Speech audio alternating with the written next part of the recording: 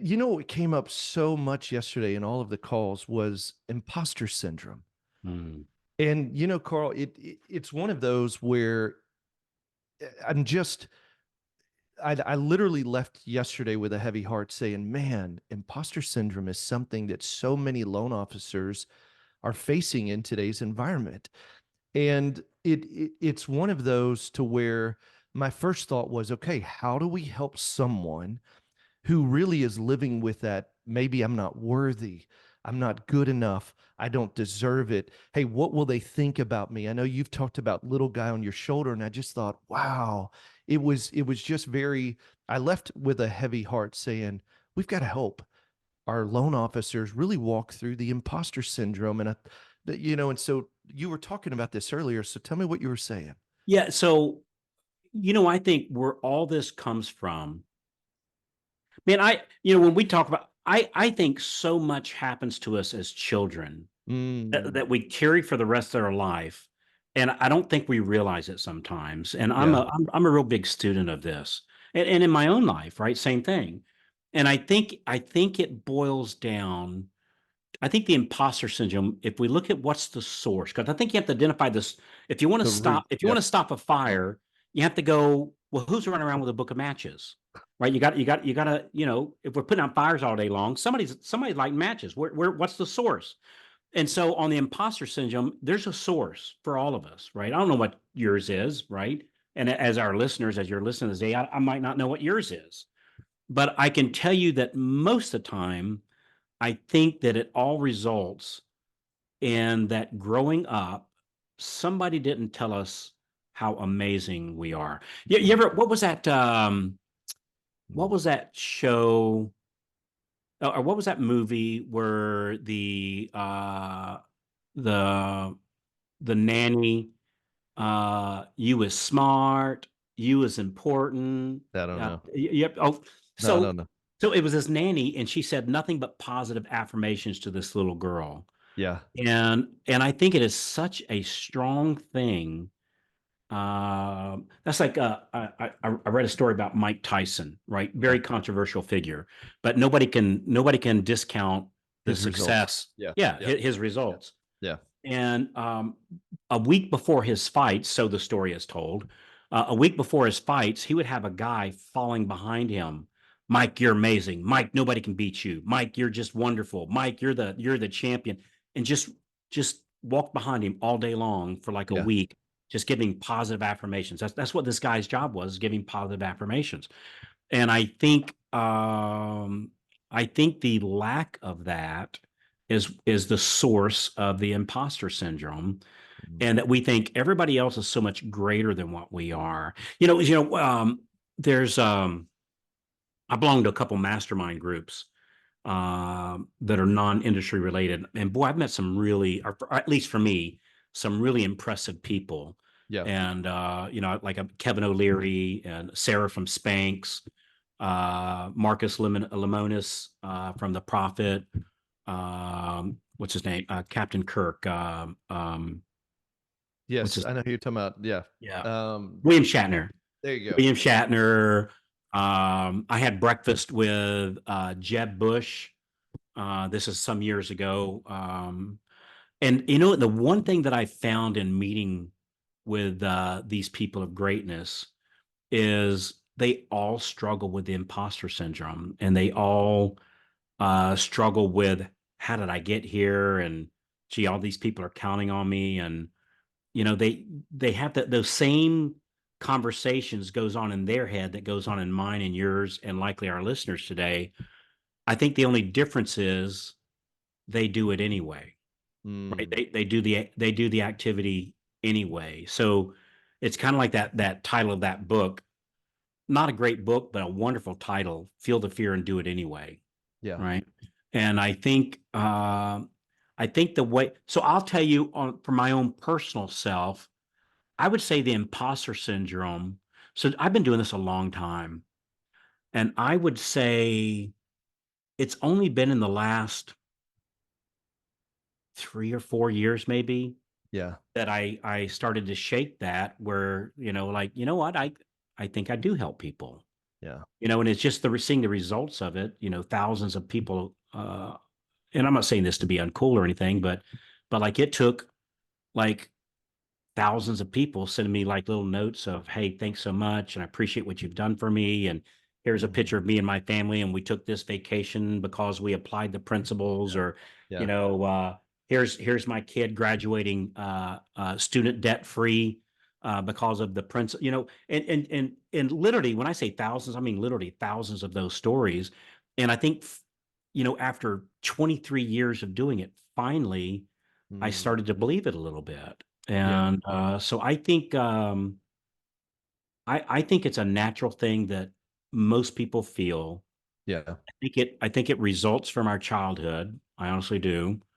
I can see And I that. think if we're waiting for it to go away, it is never going to go away until we start taking action. And even then, Mm. it's going to take, like, I don't think it goes away in a month or 6 months or even a year. So, dude, I Yeah. mean, I did hundreds and hundreds and hundreds, maybe thousands, but hundreds and hundreds and hundreds of presentations Oh, yeah. before I started thinking, you know what? I think I have a good message. I Yeah. think, I think this might help people. And Mm. it's just pushing through Hey, it. how did For and you? here's a real question. How did you identify the source? Like when somebody has an imposter syndrome and they're saying, "Man, I feel like that's me." Like what did you identify it? Was it something that you said, "Oh, It might. that's the So voice I keep hearing." So for me, it was like I'd hear somebody talk about it, and I go on let's just say you, Steve. Yeah, right. You might come up to me and say, "Carl, man, I really struggle with this imposter syndrome." And I go, "You got to be freaking kidding me! You're awesome. You're Yeah. amazing, dude. Yeah. You're so gifted. Mm. Your scripting and your processes and your team building. I mean, it's absolutely amazing." Mm. And so I'd see you go on. You might say, "Well, I'm struggling with this imposter syndrome." Yeah.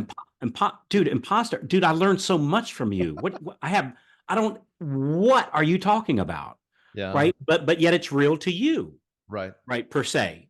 And, No, and for I think, sure. Yeah. yeah. And then I think, well, how can you not see it? Yeah. And brother, I'm not speaking of you and your parents, right? Because No, no, no, no, no. Hey, but yeah, no, talk about it. This big, hey, and hold your thought there, because when you just said that, you know what, what I was reminded of was the thing I've had to really fight through. Was I heard one time my dad say, and he was a great man. I mean, just I loved him to for death, a sure. great father. But I'll never forget, I was at the restaurant and I must have been in the back prepping because we grew up in the restaurants. And he was in the middle of a rush and he was frustrated. And he said, "Son, if you're going to do it right." And like you know where my imposter syndrome comes from. Like we're doing this Stump Steve next Wednesday on Loan Officer Breakfast Club, and you know what I get. I'm like, oh my gosh, what if I don't get it right? That I Mm, still hear that. I'm like, there you go. what if I don't get it right? And I got to get it right. And now I feel like I got to go train like Rocky to make sure I can do what we've been doing for years. But I still feel that where like yesterday, all the calls that I had, I'm like, I hope I get it right. And that's probably the biggest imposter I feel. And then when we start going, it's like, well, of course I know how to overcome that. We've had thousands of these calls, but that's the immediate feeling I get that I've had to really recognize I may not get it right and it'll But be all you right. just made a statement. You feel like Rocky. Well, understand that Rocky didn't get it right all the time either. Rocky got punched in the face a few times, right? Yeah, he got punched in the face sometimes, right? Yeah, yeah. And so we're not always going to get it right, and we Hmm. are going to get punched in the face sometimes, right? It's just the way Yeah. it works. That's like one of the last things my father said to me was I got in the mortgage business, and he said, "Son, you'll never make a dime doing that, Mm. right? You'll never make a dime doing that." And now, as it turns out, I'll make more even if you account for inflation, right? Yeah. And put this in 80 dollars, I'll make more than in a month than he'd make by far in a year. Mm. And so in the beginning, I could hear him saying that you'll never make a Wow. dime, because I had at least in his eyes, a little bit of a backstory. I had and I'm using air quotes here, a secure job working in a hospital system, Hmm. right? And my father was a laborer, and so for his son to be working in a professional field, was probably something that he strove for his children to do. And Yeah. now I'm gonna go out and be a salesman. Gasp. A loan officer. A loan officer. Where's the track for that one in college? Which I think a whole nother topic, but I think the loan officer is the best Oh yeah. kept Oh my God. secret Yeah. ever in the industry. But anyway, so I think we just have to like just keep doing it Mm, and believe.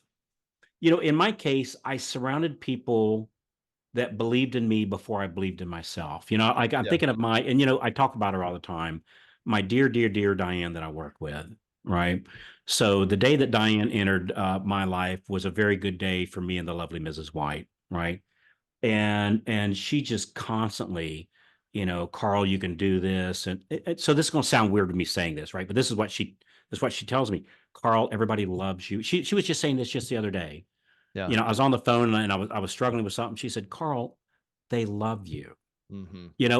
And I'm not saying that to be weird here, but just having somebody, she's my champion. She's my corner person. She's in the corner and she's putting, figuratively speaking, of course, right? She's putting ice bags on my back, and she's giving me a drink of water, and she's telling me to breathe, Yeah. and hey, you got this. Hey, he's when right before he punches, he's dipping his left shoulder, so give him a jab right there when he dips his left, and she's encouraging me. And I think you have got to have Yes. a Diane in your life. And the same thing, the lovely Mrs. White.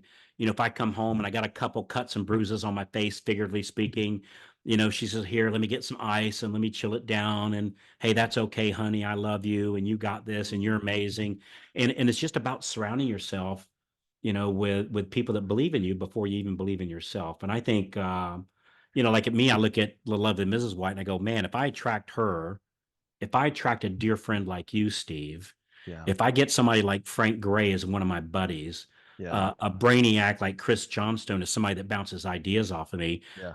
I am who I hang out with. So even if I don't think much of myself, I look who I hang out with and I go, well, either A, they're all wrong, or I am. One of us Mm, is wrong. mm. And yeah, it's kind of the inverse. I'll never forget my uncle Dave telling me something one time. It's kind of a different story. So this is the inverse of this story, right? I was being a little bit of a jackass, and my uncle was giving me feedback, and he said, Carl, if one person calls you a jackass, dude, just blow it off. Don't worry about it. If two people call you a jackass, you need to think about it. If three people call you a jackass, you need to go buy a saddle. And Ah, so this is the inverse of that, yeah. right? This is the inverse of that. That if one person says Yeah. Steve, if one person says you're great at scripting, Yeah. whatever. If two people say it, huh? Yeah. If three people say it, dude, you need to write a book, Yeah. Yeah. kind of thing. So, Mm, so I think you got to surround yourself, like for our loan officers, your branch manager, your division manager, your processor, your underwriter, telling you, we love working on your files. yeah. Just surrounding yourself with positive people, asking for referral, not referrals, asking for reviews, Yeah. right? Ask for reviews and then go read your reviews Mm, and people saying nice things about you. yeah. Yeah. Such a great Um, encouragement. yeah. Hey, and it matters who you hang around too. And that's part of what I was just thinking about. If you guys that are listening need a community that you can lean into that is positive and that helps you with consistency and accountability and the belief that you're enough, go to freedomplanningcall.com. Book a time with myself, Carl, Kristen. We'd love to show you the community that we've been able to literally bring in and build together, that's absolutely remarkable and will help you with the imposter syndrome and help you walk out the belief that you're enough and that you've got what it takes and your dreams and goals are worthy of showing up every single day. Go to freedomplanningcall.com, freedom planningcall.com. We'd love to invite you in to see a little bit of the inside of what we're building here and the community that is helping loan officers move past the fear and the limiting beliefs and the negative tapes that our industry is really intoxicated with, and being able to say, hey, I can do this, and here's how I'm going to do it. Go to freedomplanningcall.com. Again, we'd love to just invest 45 minutes and show you a little bit on the inside of how we can help you with that. Freedomplanningcall.com. Carl, what a great topic. You just got to Yeah, push yeah, through. confidence comes when with the right processes. When somebody says, "Here, do this, say this to these people," Yeah. and you see the results they're having, I know I'm Yes. going to have the same results or close to it if I do the same thing. So confidence comes with structure and scripting. So great I stuff, love it. Steve. All right, guys. Hey, remember this, anything worth doing is worth doing badly. Just get started. See you.